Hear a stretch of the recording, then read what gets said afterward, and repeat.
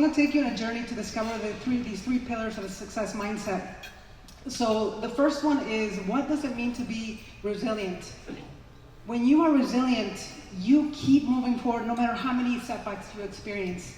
You have the ability to bend, but not break.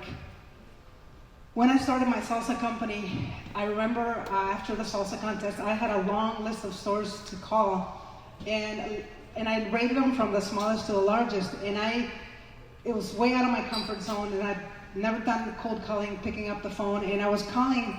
90 stores told me, no, we don't want your products, because I was fresh pico de gallo de salsa in West Virginia, and nobody really knew what fresh salsa was. They only knew Tostito salsa.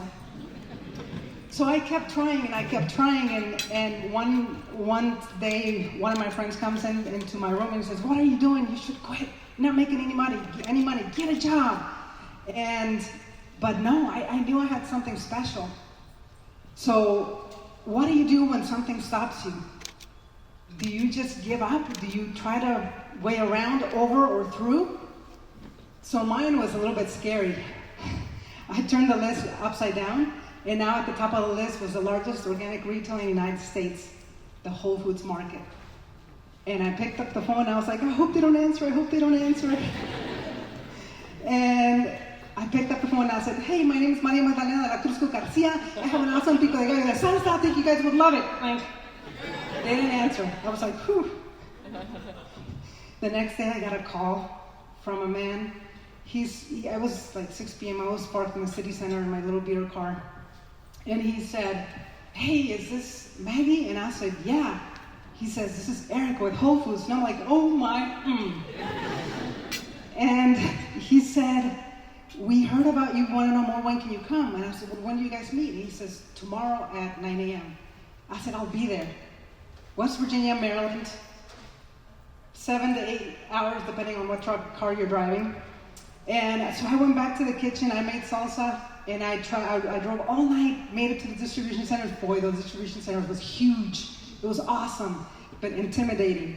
And I remember walking in with my little skirt, my heels, and my salsa boxes and my chips on top.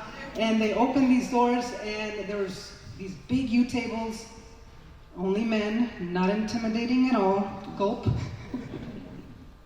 And I remember sitting the products into the table, and they open them and they start eating, and all of a sudden Eric gets up and says, oh my gosh, we gotta have your products. When can we have them? My first question was, well, how much do you need? And at that time I was making about 250 pounds of salsa for friends. And he says, well, your first order is gonna be 10,000 pounds of salsa.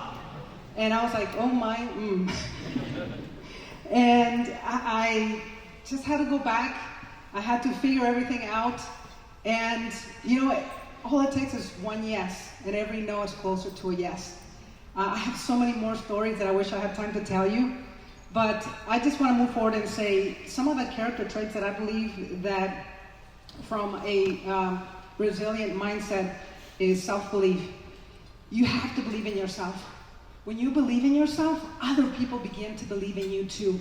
But most importantly, you have to believe in the person that you can become. You have to own who you are. So many people have asked me, well, how did you deal with the fact that you're a Latina and, in this country and all these things? And here's my answer.